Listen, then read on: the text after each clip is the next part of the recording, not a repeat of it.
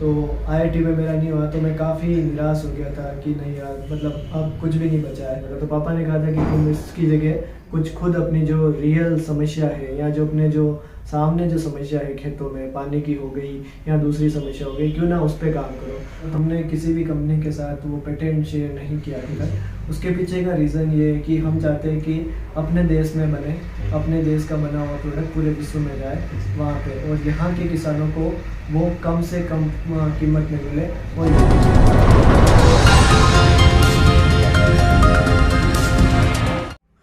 बिना मेहनत तक तो ताज नहीं मिलते।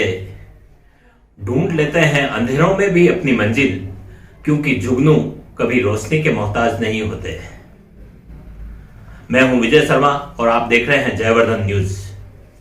राजसमंद के एक हम ऐसी शख्सियत के बारे में आज हम बात करेंगे जिसने पूरे वर्ल्ड लेवल पर अपनी एक प्रोडक्ट बना करके धूम मचा रखी है। एक कृषि वैज्ञानिक है हमारे यहाँ राजसमंद के, जिन्होंने एक ऐसा आविष्कार किया है जिसका अर्थ ही नहीं वरन जापान, चाइना और पूरे वर्ल्ड में इसकी धूम मची हुई है। हर जगह पर वो उनको सराहना मिल रही है। आज हमारे राजसमंद के श्री नारायण लाल गुजर बोरज के पास में केरडी गांव है, छोटा सा गांव है, उसके निवासी हैं।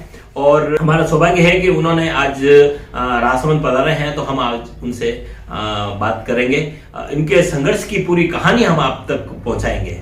नमस्कार सर, जयवर्धन न्यूज में आपका स्वागत है। आपने पिछले 4 या 5 साल में एक ऐसा प्रोडक्ट बनाया है जिसकी डिमांड पूरे वर्ल्ड में देखी जा रही है।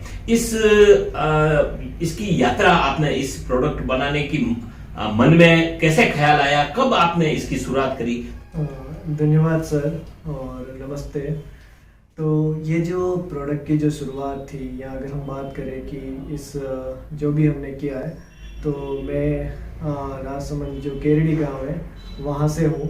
और बचपन से हमारा जो आसपास का जो वातावरण है, अगर आप बात करें तो सारे लोग खेती बाड़ी करते हैं। शुरू से ही जो मेरा था कि विज्ञान के अंदर काफ़ी इंटरेस्ट था। तो मैं जब स्कूल में जब पढ़ाई करता था या जब भी, तो मैं विज्ञान मेलों में काफ़ी पार्टिसिपेट करता था, उनमें भाग लेता था। तो काफ़ी बार मैंने ऐसे विज्ञान मॉडल बनाए। तो उस समय पापा ने एक बात बोली थी कि भाई तुम जो चीज़ें बना रहे हो, क्योंकि हम जो भी विज्ञान मॉडल बनाते थे वो या तो बना होता था या कॉपी पेस्ट करते थे कि जो मार्केट में मिल रहा है उसको खरीद के लाके उसको बना दिया और उसको विज्ञान मेले में प्रदर्शित कर दिया। तो वो कहीं ना कहीं एक तरीके से पैसे का वेस्टेज भी था और कहीं ना कहीं उससे कोई रिजल्ट नहीं मिलता था। तो पापा ने कहा था कि तुम इसकी जगह कुछ खुद अपनी जो रियल समस्या है या जो अपने जो सामने जो समस्या है खेतों में पानी की हो गई या दूसरी समस्या हो गई, क्यों ना उस पर काम करो। तो वहाँ से एक मोटिवेशन मिला कि उस समय कि यार नहीं, जो अपने खुद के घर की जो समस्या है, पानी की जो समस्या है, उसके ऊपर हमें कुछ सोचना चाहिए या कुछ काम करना चाहिए। एज अ इंटरेस्ट वहाँ से मैंने स्टार्ट किया। अच्छा, आपकी प्रारंभिक शिक्षा कहाँ से हुई और फिर जो है आपने ये जैसे पहला प्रयोग कब किया था? तो मेरी जो 1ली से 5वीं तक मैंने अपने गांव में जो राजकीय प्राथमिक विद्यालय केरडी है वहाँ से की। उसके बाद 6ठी से 8वीं तक विद्या निकेतन राजनगर के अंदर मैंने अपनी पढ़ाई की। और उसके बाद मेरा नवोदय के अंदर चयन हो गया था, तो जवाहर नवोदय विद्यालय राजसमंद, वहाँ पे मैंने 9वीं से 12वीं की। तो मेरा जो स्कूलिंग रहा था वो राजसमंद में ही रहा। अच्छा, तो आपको जैसे ये मॉडल बनाने का और ये जो है जवाहर नवोदय विद्यालय में पहले बार मौका मिला हुआ? हाँ, तो शुरू में विद्या निकेतन में भी हम बनाते थे। अच्छा। और उसके बाद हमने जवाहर नवोदय विद्यालय में भी इसको, क्योंकि वहाँ पे एक अपॉर्चुनिटी मंच मिला, तो वहाँ पे हमने काफ़ी अच्छी तरीके से इसको डिफरेंट विज्ञान मेले में जाने का मौका मिला था। उसके बाद 12वीं के बाद आईआईटी की तैयारी की थी 1 साल, पर मैं उसमें सक्सेस नहीं हो पाया था। काफ़ी मेहनत की थी पर सेलेक्ट नहीं हुए थे, तो काफ़ी डिसअपॉइंटेड हुए थे। उसके बाद मैं मेदिनीपुर के अंदर महाराणा प्रताप कृषि विश्वविद्यालय है, उसके अंदर सिटी कॉलेज के अंदर कृषि इंजीनियर के तौर पे स्टार्ट किया था। महाराणा प्रताप कृषि महाविद्यालय में आपने दाखिला लिया। उसके बाद में वहां पर आपने कृषि से संबंधित कुछ मॉडल बनाए होंगे, और तो पहली आपको सफलता कब मिली? जैसे इस तरह से मॉडल आप शुरू से बनाते रहे, पहला सक्सेस आपको कब मिला? तो उस समय जैसे शुरू में जब हम कॉलेज में गए थे, तो काफ़ी बार क्या होता है कि आप एक नए कॉलेज में जा रहे हो, तो काफ़ी चैलेंजेस होते हैं आपके सामने, क्योंकि आप नए हो, आपको कोई वहाँ पे जानता नहीं, आपको हर चीज़ जीरो से। तो मेरा जो शुरू से ही जो मैं पहले काम कर रहा था कि इस पानी बचाने वाली जो खाद पे है कि फसल अमृत नाम का जो प्रोडक्ट है उस पर, तो उस समय मेरे मन में आया कि चलो जो गमलों के अंदर हमने जो सीखा था, ट्राई किया था, क्यों ना उसी चीज़ को वापस एक तरीके से साइंटिफिक तरीके से या वैज्ञानिक तरीके से इसको प्रूव करें। तो वहाँ पे कृषि विश्वविद्यालय में मैंने इसको फर्स्ट ईयर में जब ज्वाइन किया तो वहाँ पे इसको स्टार्ट करना किया और धीरे धीरे गमलों में, खेतों में, लेबोरेटरी में इसका जो वेस्ट मटेरियल होता है, जैसे अपने संतरे के छिलके हो गए, बनाना के जो छिलके हो गए या जो शुगर केन का जो वेस्ट हो गया, उनको रिसाइकल करके हमने ये वाटर रिटेंशन पॉलीमर बनाया। तो ये वाटर रिटेंशन पॉलीमर क्या करता है कि अगर आप जो कम पानी के अंदर आप खेती कर सकते हो, तो इसका जो प्रक्रिया रहती है कि सपोज मान लीजिए कि अगर दो किसान हैं, एक किसान के खेत में अभी क्या होता है कि बारिश आई तो जो बारिश का पानी आता है वो उस खेत के अंदर, क्योंकि जो जमीन की पानी सोखने की क्षमता होती है एक वो निश्चित होती है कि अगर आपने 10 लीटर पानी आया लेकिन जमीन में पानी सोखने की क्षमता कितनी 1 लीटर है, तो बाकी का जो 9 लीटर पानी है वो अभी क्या होता है वेस्ट चला जाता है। तो उसमें पानी के साथ साथ जो खाद किसानों ने डाली होती है वो खाद भी बह के चली जाती है। तो हमने क्या किया, अगर किसी किसान ने हमारा खाद डाला ठीक है उस खेत के अंदर, तो वो क्या करता है उस जमीन की जो पानी सोखने की क्षमता है कि अब अगर उस खेत में 10 लीटर पानी आ रहा है तो जो पहले 1 लीटर सोख रहा था अब उसकी जगह 3 या 4 लीटर पानी सोखेगा, तो उसकी जो पानी सोखने की क्षमता है वो बढ़ जाती है। तो इस तरीके से फिर हमने ये पाया कि जब हमारे किसान या जो गमलों में या लेबोरेटरी में कि अगर इस खाद को हम सॉइल के अंदर डाल दें तो ये जो पानी की नमी है वो 10 से 15 दिन तक ज़्यादा बना के रख रहा है जहाँ पे खाद नहीं है उसके कपड़े। तो फिर इस मॉडल को हमने, इस प्रोडक्ट को हमने विज्ञान मेले में अलग अलग जगह पे प्रदर्शित करने की, पर काफ़ी बार हम जैसे 10-15 कंपटीशन में शुरू में पार्टिसिपेट किया लेकिन हम सारे में मतलब सेलेक्ट नहीं हो पाए थे। पर हमने वही कि निराशा नहीं हुई कि नहीं, क्योंकि हर बार फेल हो रहे थे लेकिन कुछ ना कुछ नया सीख रहे थे। तो उसके ऊपर काम करते करते फिर हमने इस प्रोडक्ट को जयपुर के अंदर एक बार हमारे जो माथुर सर थे, ऐसे माथुर सर, उनके सपोर्ट से उन्होंने हमें जयपुर भेजा। तो वहाँ पे हमें उस समय श्रीमती किरण महेश्वरी जी और वसुंधरा राजे उस समय मुख्यमंत्री थे, तो उन्होंने हमारा जो ये प्रोडक्ट देखा और क्योंकि राजस्थान में अपने पानी की काफ़ी समस्या है तो उन्होंने इसको काफ़ी सहारा किया। अपने राजस्थान से स्टूडेंट है वो इस तरीके की पानी की समस्या को सोल्व करे, तो वहाँ से थोड़ा अप्रिसिएशन मिलना स्टार्ट हुआ। ये जैसे रॉ मटेरियल प्राप्त करने में या इस जो भी ये जो खर्च हो रहा था वो आपको कोई संस्था दे रही थी, कॉलेज से मिल रहा था या आपको अपने लेवल पर करना पड़ रहा था? क्या कैसे आपने इस खर्चे को मैनेज किया?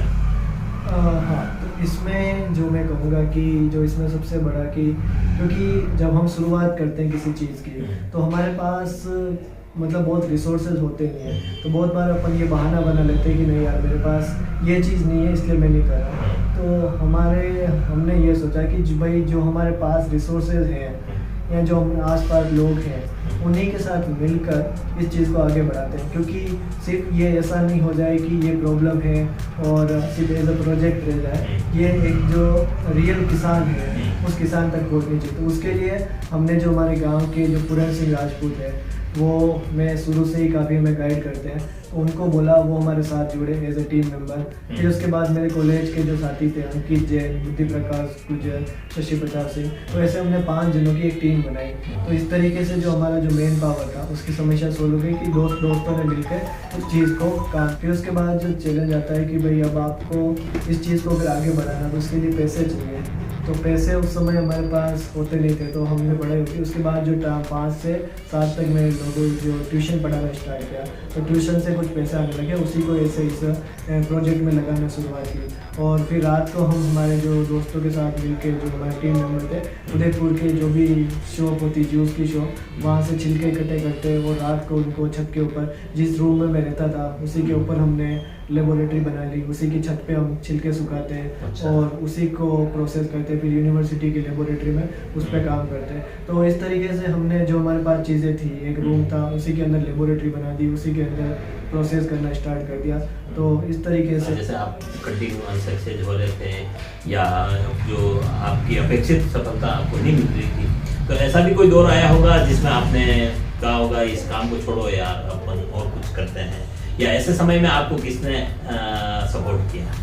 हाँ, ये आई थिंक हर व्यक्ति के जीवन में होता है कि आप अगर कोई भी चीज़ करो तो असफलता मिलती है। तो मेरे साथ भी हुई थी कि जब मैंने, क्योंकि शुरू में मेरा आईआईटी में जाने का था, तो आईआईटी में मेरा नहीं हुआ तो मैं काफ़ी निराश हो गया था कि नहीं यार, मतलब अब कुछ भी नहीं बचा है। तो एक पर कहते हैं ना कि अगर आपका मन साफ है और अगर आप किसी सही चीज़ के लिए काम कर रहे हो तो हो सकता है आपको असफलता मिलती है, लेकिन अगर आपने कंटिन्यू उस चीज़ को की तो एक ना एक दिन मतलब कुछ अच्छे लोग, या अगर बात करें कि मैं नेचर में काफ़ी विश्वास रखता हूँ, प्रकृति के अंदर, कि जो हम करते हैं अगर अपन सही चीज़ कर रहे हैं तो रिटर्न अपने पास सही चीज़ आती है। तो उस चीज़ पे मैं तो उस समय जब भी अगर निराश होता तो मैं मतलब भगवान के ऊपर, या अगर बात करें एक विश्वास कि नहीं यार आज हम कर रहे हैं, कभी ना कभी ये चीज़ सही होगी, तो वो डिमोटिवेशन एज मेरा जो एक खुद का जो आत्मविश्वास था, उस आत्मविश्वास के बदौलत धीरे धीरे उन चीज़ों को, क्योंकि निराशा तो काफ़ी हुई लेकिन साथ में जो लोग थे या कुछ अच्छे जैसे टीचर हो गए या कुछ अच्छे दोस्त हो गए तो उन्होंने गाइड किया कि नहीं आगे। उन टीचर्स जिन्होंने आपको सपोर्ट किया या उन दोस्तों के कुछ नाम आप लेना चाहेंगे? तो इसमें जो हमारे जो टीचर थे, जिसमें SM माथुर सर थे प्रोफेसर, उन्होंने काफ़ी सपोर्ट किया था। उसके बाद हमारे जो दोस्त थे जैसे अंकित जैन हो गया, शशि पूरण सिंह राजपूत हो गए, जो बुद्धि हो गया, जो भी हमारी टीम में है, उन लोगों ने ही उस समय में साथ दिया था। उसके अलावा जैसे राजस्थान लेवल पर इसके बाद में और किसी कंपटीशन में आपने भाग लिया हो? तो उसमें हमने पूरे दिल्ली के अंदर, जैसे उसके बाद AICT, CII और जो DST डिपार्टमेंट, साइंस के जो टेक्नोलॉजी का डिपार्टमेंट है, उनके द्वारा आयोजित प्रतियोगिता में हमने पार्टिसिपेट किया और वहाँ पे हमें 7 नेशनल अवार्ड मिले थे, मतलब 7 कैटेगरीज के अंदर। अच्छा। और उसके साथ ही फिर हमें 2018 में ही हमें प्रेसिडेंट हाउस में, जब रामनाथ जी कोविंद थे उनके द्वारा वहाँ पे प्रेसिडेंट हाउस में हमें गायत्री अवार्ड के द्वारा भी सम्मानित किया गया। अच्छा। और इसके अलावा फिर हमने इंडिया को रिप्रेजेंट करने का मौका मिला, तो फिर हमने लंदन में इनवाइट किया गया, तो वहाँ पे 7 दिन में हमने इंडिया को रिप्रेजेंट किया और वहाँ पे हमारा फर्स्ट रैंक आई थी उसमें लीडरशिप इनोवेशन फेलोशिप। जैसे पूरे वर्ल्ड वाइड देखा जाए तो वर्ल्ड वाइड आपको फर्स्ट रैंक मिली वहाँ पर लंदन में? हाँ, लंदन के अंदर भी, और इसके अलावा जो ऑस्ट्रेलिया के अंदर हमने, हमारी टीम ने प्रेजेंट किया, सिंगापुर के अंदर। इसके बाद एक नीदरलैंड के अंदर एक जो कार्बन टैक्स की भाई आजकल जो काफ़ी वेस्ट हो रहा है, उस वेस्ट से और पानी की काफ़ी समस्या हो रही पूरे, सिर्फ भारत में ही नहीं पूरे वर्ल्ड में, तो उसके अंदर कैसी ऐसे सॉल्यूशन जो कि इन समस्या को सोल्व कर सकते, तो उसके लिए कंपटीशन कराया गया था। तो उसमें 54 अलग अलग देशों से लोग आए थे, उसमें हमें कार्बन टेक अवार्ड दिया गया था फर्स्ट कैटेगरी, वहाँ पे हमने इंडिया को रिप्रेजेंट किया था। इसके बाद में आप जापान गए, कैसे आपको जापान जाने का मौका मिला?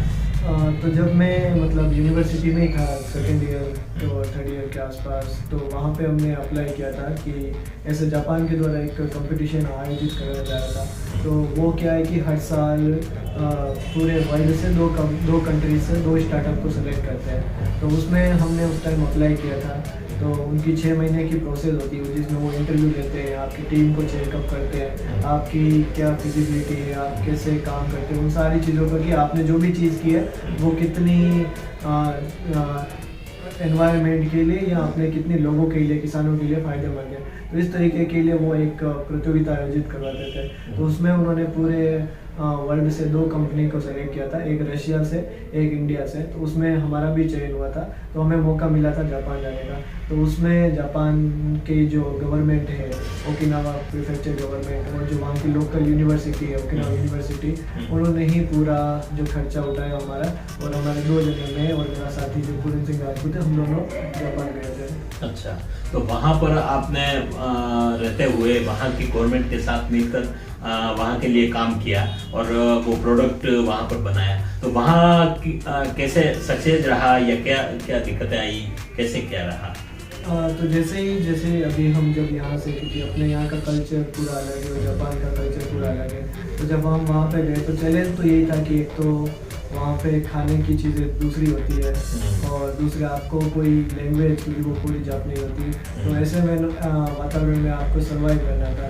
पर हमें लगा था कि क्योंकि जापान से अगर कोई एक प्रोडक्ट अगर वैलिडेट हो जाता है तो पूरे वो विश्व के अंदर उसकी मान्यता होती है कि नहीं ये टेक्नोलॉजी जापान से आई है, या वहाँ पे अगर इस चीज़ को वैलिडेट किया है क्योंकि वहाँ की जो भी टेक्नोलॉजी होती है वो काफ़ी, तो हमने हाँ कि यहाँ पे तो वहाँ के लिए हमने वहाँ की लेबोरेटरीज हो गई, वहाँ के जो कृषि रिसर्च इंस्टीट्यूट हो गए या जो भी फार्मर्स हो गए, तो हर क्षेत्र के लेवल पे हमने इस पूरे प्रोडक्ट को टेस्ट किया और हमने पाया कि ये जो प्रोडक्ट है सिर्फ पानी के साथ साथ पानी बचाता है। मतलब अगर इस प्रोडक्ट को खेतों में डाल रहे हैं तो 40% तक किसान अपना पानी की बचत कर सकता है, उसके साथ साथ 20% वो अपनी जो फर्टिलाइज़र की बचत कर सकता है और जो उसकी पैदावार है वो 10 से 30 गुना तक बढ़ा सकता है। तो ये सारे जब हुए और हमारा पूरा रिसर्च समाप्त हुई, उसके बाद वहाँ पे जापान के अंदर जो दूसरी समस्या भी है कि जैसे अगर तेज़ बारिश हो गई तो पूरी मिट्टी बह के चली जाती है जो समुद्र के अंदर, या तो समुद्र के अंदर जो जीव है उनको काफ़ी नुकसान पहुँचाती है। तो उसमें हमने वहाँ की गवर्नमेंट ने हमें बोला कि भाई हमारे यहाँ पे ये समस्या है, आपकी टेक्नोलॉजी से अगर इस समस्या शुरू हो सकती है तो वहाँ की लोकल गवर्नमेंट और यूनिवर्सिटीज़ के साथ मिलकर हमने जो वहाँ की रेड सॉइल इरोजन प्रॉब्लम है उसके ऊपर भी काम किया। इसके अलावा वहाँ के जो वेस्ट है उस वेस्ट को कैसे यूटिलाइज कर सकते हैं, तो वहाँ पे ऑर्गेनिक लिक्विड फर्टिलाइजर बनाना, इसके ऊपर काम किया। तो इस तरीके से हमने वहाँ की हमारी जो टेक्नोलॉजी से जो जापान की जो लोकल प्रॉब्लम थी उसके ऊपर भी काम करना, तो उन्होंने काफ़ी सहारा, उसके लिए हमें मिनिस्ट्री ऑफ एग्रीकल्चर जो वहाँ की जापान की जो मिनिस्ट्री है उनके द्वारा भी हमें अवार्ड दिया गया था और वहाँ के जो मीडिया न्यूज़ चैनल उन सभी के द्वारा भी पूरे जापान के अंदर चलाया कवरेज किया गया। जैसे कि अब आपने बताया कि मिट्टी की जो पानी रोकने की जो कैपेसिटी है उसको बढ़ाता है आपका प्रोडक्ट, तो क्या अब तक पूरे वर्ल्ड में इतने कृषि वैज्ञानिक हैं, क्या इस तरह का कोई प्रोडक्ट पहले से नहीं बना हुआ है, या बना हुआ है तो उसकी क्या खामियां हैं? आपका प्रोडक्ट क्यों सारी जगह पे सभी जगह पे सराहना मिल रही है? ऐसा नहीं है क्योंकि काफ़ी ऐसे प्रोडक्ट हैं जो मार्केट में मिलते हैं, पर वो सारे जो बनाए जाते हैं वो केमिकल से बनाए जाते हैं। अच्छा। जो अपने पेट्रोलियम केमिकल होते हैं ना, एक्राइलिक एसिड हो गया, एक्राइलामाइड, उनसे बनाए। तो उसका जो अगर हम देखें लंबे समय तक वो परिणाम क्या होता है कि अगर आपने उसको डाला और तो वो एक तो पहले मिट्टी की जो गुणवत्ता है उसको ख़राब कर देता है, दूसरा जो माइक्रो प्लास्टिक, क्योंकि पेट्रोल से बना हुआ है तो उसके अंदर प्लास्टिक वाली जो चीज़ें हैं, माइक्रो प्लास्टिक की सॉइल के अंदर जाके प्लास्टिक वाली जो चीज़ें, और दूसरा अंदर उसके अंदर ऐसे टॉक्सिक केमिकल मिलाते हैं वो जो शरीर के साथ साथ एनवायरनमेंट के लिए भी हानिकारक है। और उनकी जो लिमिटेशन थी कि तो हमारा जो हमने इन सारी लिमिटेशन को दूर करके हमने जो बनाया पूरा ही जैविक के, पूरा ऑर्गेनिक है, वेस्ट मटेरियल से बना हुआ है, जो कि संतरे के छिलके हो गए, बनाना के छिलके हो गए या शुगर केन के, उनसे है। दूसरा ये पूरा ही बायोडिग्रेडेबल है, अगर आप इसको ज़मीन में डाल रहे 6 महीने के बाद ये पूरा डिग्रेड हो जाता है। तो आपकी मिट्टी को, पानी को या जो पेड़ पौधे हैं या इंसानों की जो त्वचा है उसको कोई भी नुकसान नहीं होता है। तो इसलिए हमारा जो प्रोडक्ट था पहला जैविक या ऑर्गेनिक पदार्थ था जो कि पानी बचाने के लिए बनाया गया। ये प्रति वर्ष डालना पड़ता है या एक बार डालने के बाद में 2-3 साल रहता है? तो इसका 6 महीने तक असर रहता है कि क्योंकि मोस्टली जो क्रॉप होती है वो 6 महीने की होती है, 4 से 6। अच्छा, दोनों तरह की फसल में, रबी या खरीफ दोनों फसलों में डालना पड़ता है? हाँ, ये रबी के लिए भी उपयोगी है और खरीफ की फसल के लिए और जायद की सब्जियों के अंदर भी इसको काम लिया जा सकता है। जैसे कि राजस्थान है, राजस्थान में भी अकाल की स्थिति रहती है और देखा जाए तो भारत में ज़्यादातर अकाल या अतिवृष्टि की स्थिति रहती है। हमारे यहाँ के किसान को ये प्रोडक्ट से कैसे फायदा मिल सकता है? जी, आपने बिल्कुल सही कहा। अपने पूरे भारत में अगर अभी देखें अपन तो 8 राज्य ऐसे और 266 डिस्ट्रिक्ट ऐसे हैं जो पानी की समस्या से या आकर बोल सके अकाल ग्रसित हो चुके हैं।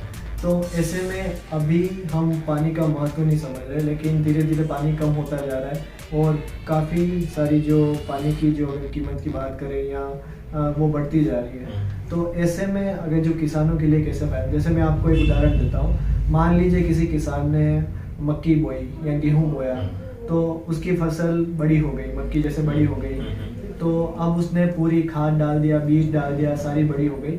लेकिन अब अगर 10-15 दिन तक अगर लगातार बारिश नहीं आई तो उसकी पूरी की पूरी जो फसल उसने बोई थी वो सूख जाएगी, क्योंकि उसके पास पानी आया ही नहीं। तो किसान ने जो अपनी पूरी मेहनत की जी। थी वो उसका पूरा घाटा हो गया, क्योंकि उसके पास अब उसके पानी देने के लिए नहीं, क्योंकि वो पूरा बारिश के ऊपर निर्भर था, बारिश नहीं आई तो उसकी फसल सूख गई। दूसरा, अगर रबी में अपन देखें तो अगर कोई गेहूँ बो रहा है तो उसको अभी हर बार पिलाई करनी, महीने में 2 बार पिलाई करनी है। तो हो सकता है उसको मोटर के पैसे देने हैं पिलाई करने के लिए, लेबर लगाना है, फिर उसको बार बार जब पिलाई कर रहा है दूसरे से अगर पानी ले रहा है तो उसको भी पानी के पैसे देने हैं।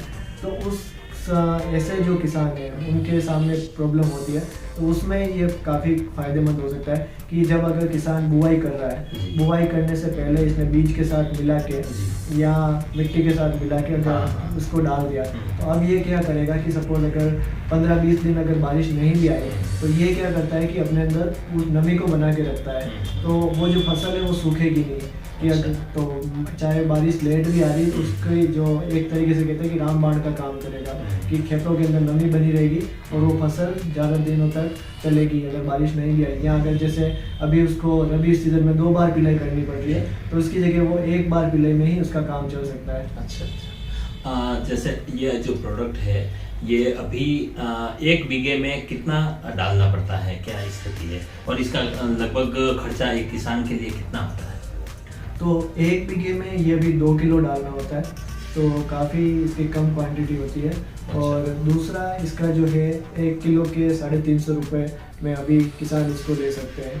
तो इसकी जो अगर हम बात देखें, क्योंकि एक बार जब डाला है वो उसके पानी की कीमत बचा रहा है, उसके पानी के पैसे बच रहे हैं, उसके लेबर के पैसे बच रहे हैं, उसका जो खाद है, क्योंकि जब भी वो खाद डालता है जितनी बार आप पिलाई करते हो उसमें वो पानी के अंदर घुलता है और वो बह के चला जाता है। तो ये क्या करता है उस खाद को भी रिटेन करके, तो खाद के पैसे और जो इसकी ईल्ड बच रही है। तो जैसे गेहूं के अंदर हमारे एक किसान ने इसको, काफ़ी किसानों ने इसको प्रयोग किया था। जैसा कि आपका प्रोडक्ट हर जगह पर सफल हो रहा है, हर जगह पर आपको सराहना मिल रही है, ऐसी स्थिति में जब आप जापान गए हैं तो जापान की गवर्नमेंट या वहाँ से भी आपको ऑफर मिले होंगे, और यहाँ भारत में आने के बाद में काफ़ी कंपनियाँ जो एग्रीकल्चर में काम कर रही है उन कंपनियों की तरफ से भी आपको ऑफर मिले होंगे। तो ऐसी स्थिति में आपने क्या किया, क्या आपको इस तरह के ऑफर मिले हैं? इसमें क्योंकि जैसे हमने अपने पूरे Bharat, China, Thailand, Australia, USA, अलग अलग कंट्रीज में हमने ऑलरेडी पेटेंट करवाई है। तो जब पेटेंट के लिए, पेटेंट खरीदने के लिए यहाँ पे वो लाइसेंसिंग वाले, उसके लिए हमारे पास कंपनीज के आए थे, पर हमने किसी भी कंपनी के साथ वो पेटेंट शेयर नहीं किया अभी तक। उसके पीछे का रीज़न ये है कि हम चाहते हैं कि अपने देश में बने, अपने देश का बना हुआ प्रोडक्ट पूरे विश्व में जाए वहाँ पे, और यहाँ के किसानों को वो कम से कम कीमत में मिले। और यहाँ के, सबसे पहले यहाँ के लोकल किसानों की जो पानी की समस्या है या जो यहाँ के पैदावार बढ़ाने की वो चीज़ सोच रहे हैं। तो ये बहुत बड़ी एक तरह से एक देशभक्ति है, अपने देश के प्रति आपका ये सम्मान है, और यहाँ के किसानों को सस्ती रेट में, सस्ती दर पर ये प्रोडक्ट मिले, ये सबसे बड़ी बात है। ये जो आपको सफलता मिली है इसका श्रेय आप किसे देना चाहेंगे? इसका श्रेय पूरी हमारी जो टीम है और जो हमारे शिक्षक, मेंटर है, मेरी पूरी फैमिली है, माता पिता, बहन है और भगवान और जो प्रकृति, मैं काफ़ी विश्वास रखता हूँ कि, तो मैं, क्योंकि ये चीज़ें जो सारी सीखने को मिली वो प्रकृति से ही, तो इनको जाता है। जैसा कि अब आगे की आपका क्या स्टैंड रहेगा, आगे आपका भविष्य की क्या प्लानिंग है इसको लेकर? अभी हमारा जो सबसे बड़ा जो प्लान है, जो सपना है कि ये हम हर एक किसान तक पहुंचा सकें, कि हम चाहते हैं कि एक हर एक गरीब किसान या जो कम से कम जो रियल में प्रॉब्लम फेस कर रहा है उस किसान के पास ये प्रोडक्ट पहुंचे, और उस किसान को लगे कि नहीं यार, हमारी रियल में पानी की समस्या सुन रही है। तो उस तरीके का जो इम्पैक्ट है कि वो हर किसान के पास ये पहुंचा पाए, पूरे भारत में या पूरे वर्ल्ड में जितने भी किसान हैं जो पानी की समस्या से जूझ रहे हैं, वहाँ तक इस प्रोडक्ट को पहुँचाना, उसके लिए हम पूरा जुनून से काम करेंगे। अभी तक आपका ये जो प्रोडक्ट है ये कितने किसानों तक पहुंच चुका है, या और कितनी उनको सफलता मिली है? तो पिछले 1 साल में अभी हमने इसको 10,000 से ज़्यादा किसान इसको प्रयोग कर चुके हैं। उसमें उत्तर प्रदेश का जो सबसे सूखा इलाका है बुंदेलखंड, वहाँ पे काफ़ी किसानों ने टाटा ट्रस्ट जो सोशल वेलफेयर का प्रोग्राम था उनके द्वारा मैं सपोर्ट किया। उन्होंने वहाँ के किसानों को वितरण किया। वहाँ के जो वहाँ पे जो खाद बीज की दुकान है वहाँ से वहाँ पे मिलने लग गया है, वहाँ से किसानों ने लिया। इसके अलावा अभी जो अमेज़न या फ्लिपकार्ट या जो ऑनलाइन जो है वहाँ से भी किसान लेना स्टार्ट करे। और जिन किसानों ने यूज़ किया था, तो जैसे गेहूं में पहले वो 4 पानी देते थे, तो इसको डालने के बाद अभी उनको 3 पानी की ही ज़रूरत होती है। और जो उनकी पैदावार है 20% तक बढ़ी है। सब्जियों के अंदर हो गया, उनकी जो जड़ें हैं या पानी की जो कमी है वो काफ़ी कम पानी लगा, 40% तक कम पानी लगा। आपकी कंपनी का क्या नाम है और आपके प्रोडक्ट का क्या नाम है? हमारे इस स्टार्टअप का नाम है EF polymer private limited. EF polymer. हाँ, EF means eco friendly polymer. और प्रोडक्ट का नाम है फसल अमृत। फसल अमृत मतलब फसल के लिए अमृत की तरह काम करने वाला ये प्रोडक्ट है। आपके इस प्रोडक्ट ने नेशनल इंटरनेशनल कितने अवार्ड जीत चुके हैं? नेशनल लेवल, इंटरनेशनल 25, अराउंड 20 से 25 तक नेशनल लेवल पे, और 7 इंटरनेशनल अवार्ड इसको मिल चुके हैं। जैसा कि आप सबने देखा कि हमारे यहाँ राजसमंद के एक छोटे से गांव से निकले नारायण लाल गुर्जर, जिन्होंने अपने एक लगन से एक प्रोडक्ट को तैयार किया, काफी वर्षों तक उसी जुनून से उसमें लगे रहे और धीरे धीरे ये सफलता की तरफ अग्रसित हुए। जयपुर में, दिल्ली में, लंदन में और 10 से 15 देशों में ये यात्रा कर चुके हैं। और इनका जो प्रोडक्ट है वो हर जगह पर उसको पसंद किया गया है। और किसानों के लिए सबसे बड़ी बात तो ये है कि आज जो गरीब किसान किस तरह से खेती करता है और अन्न उगाता है, उस किसानों के लिए इन्होंने कार्य किया है और एक अच्छा प्रोडक्ट वर्ल्ड लेवल पर सराहा जा रहा है। और एक गांव तक, एक किसान तक इनका पहुंचाने का प्रयास है। और निश्चित रूप से ये किसान तक पहुंचेगा तो उन्हें अपनी फसल को उगाने में काफी हेल्प मिलेगी। कि उम्र 24 साल की उम्र है और इनका पूरा भविष्य है और ये कृषि के क्षेत्र में आगे से आगे उन्नति करते रहे, इसी तरह के प्रोडक्ट तैयार करते रहे, इसी तरह के अन्वेषण करते रहे और हमारे किसानों को राहत दिलाते रहे। हम इनके उज्जवल भविष्य की कामना करते हैं। बहुत बहुत धन्यवाद।